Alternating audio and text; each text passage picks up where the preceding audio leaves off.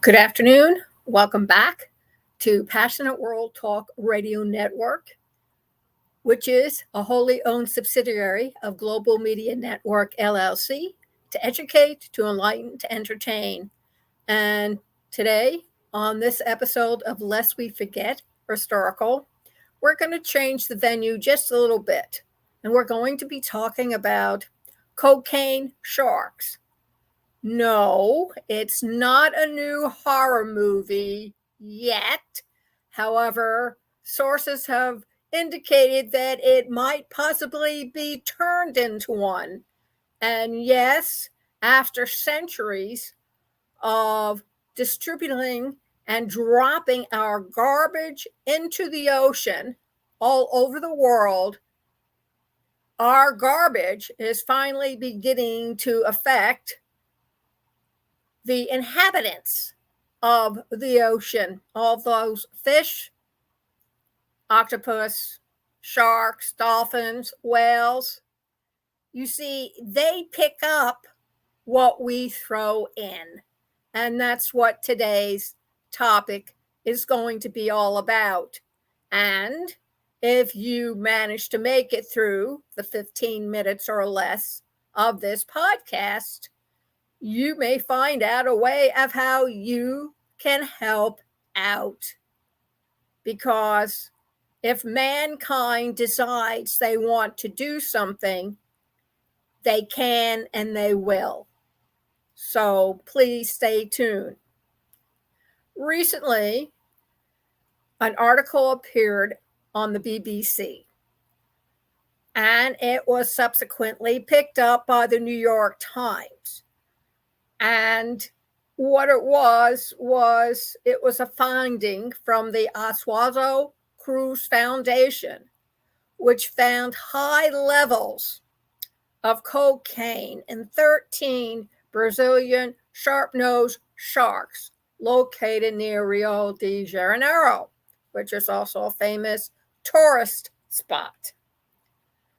And you're probably asking yourself, well, how did the cocaine get into the livers of the sharks and the muscles of the sharks? And the lady who wrote the article, Miss Ellen Goethel, Goethel, stated she could think of three possibilities. The first is illegal drug labs might be discharging underwater their wastewater into the harbor. Two, sharks could have ingested the drug when the cartels who were trying to get them into other countries illegally dumped them into the ocean so they would not be found by the federal police and prosecutors and avoid arrest. And of course, the third one is sewage discharge. When people throw garbage down into the sewers, where does it end up with? Well, most of the pipes and everything ends up in the ocean. Now, they're talking mainly about the Gulf of Maine, which is tropical waters, and of course, around Brazil. Water quality tests have revealed high levels of various drugs in the world's oceans for many years, because we've been using the oceans for several decades as another type of garbage waste disposal to get rid of them. And then when you have all those chemicals being filtered out through pipes into streams or rivers, they also go down to the ocean.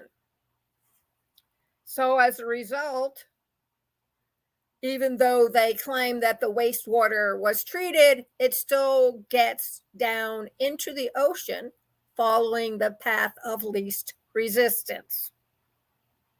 Shame on us. And you just thought plastic was a problem, or the plastic containers, or better yet, those plastic sleeves that have holes in them and you find them around the necks of turtles or sea lions or seals. So the idea is how much of the cocaine actually ends up in the ocean. And the likely answer is a lot more than you think. So let's start with the Gulf of Maine and the Gulf of Maine's watershed.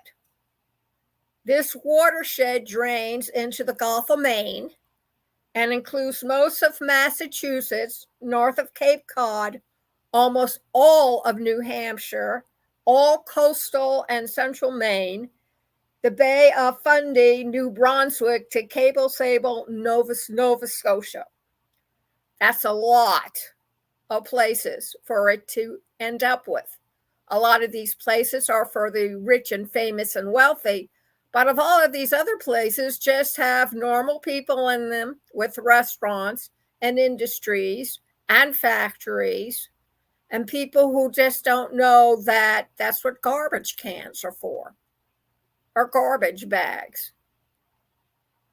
Just take a look at all the garbage those cruise ships and those river ships dispose of into the water as they go floating by.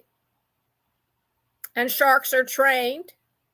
There's been several episodes on National Geographic and even during Shark Week where they told you that with fishermen and with people spearing fish and the waste from different cattle and lambs, it all flows into the ocean. The sharks get accustomed to eating this waste, and so they always show up like a dinner bell has been rung for them to go and get it. And the same apparently seems to apply to cocaine and other drugs. What does this mean for us? It means that all our streams and rivers and lakes in the watershed drain directly into the Gulf of Maine. It also means that the treatment facilities and septic systems in those areas do drain into the Gulf of Maine. Whereas down in Brazil, you have the coastal waters from the Gulf of Mexico. So think about this. If you live in a watershed area, everything you dump down your sink, dishwasher, washing machine, and toilet eventually drains into the Gulf. Think about that. So it's something you need to realize that man's behavior is not only polluting the ocean with our garbage, but we're now intoxicating and getting our marine animals addicted to coke.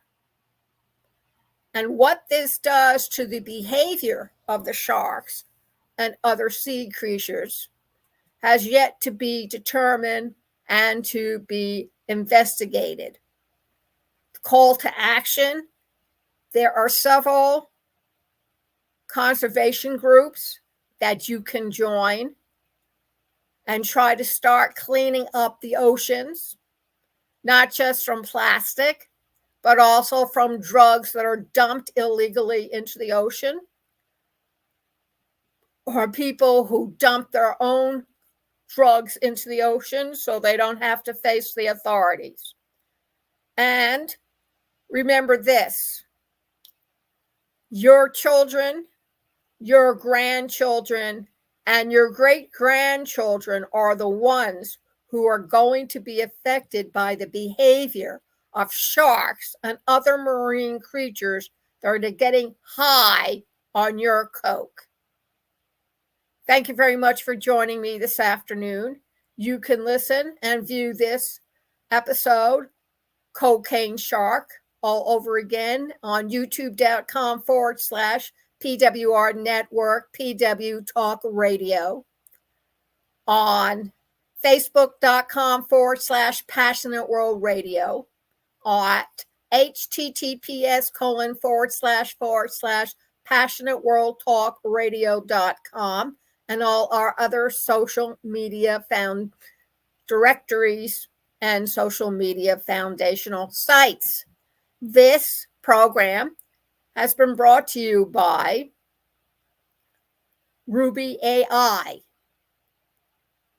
It is your future, the future of visual and verbal, which Ruby AI has for you. So go try it out. https://esc73.ruby, esc73.try.rubi.ai. And for all you people out there who always wanted to learn how to podcast, the first lesson you learn is when you make a mistake, you don't panic, you don't break out crying or laughing. You pick yourself up, you brush yourself off, and you do it until you get it right. And this is reality podcasting with PassionateWorldTalkRadio.com.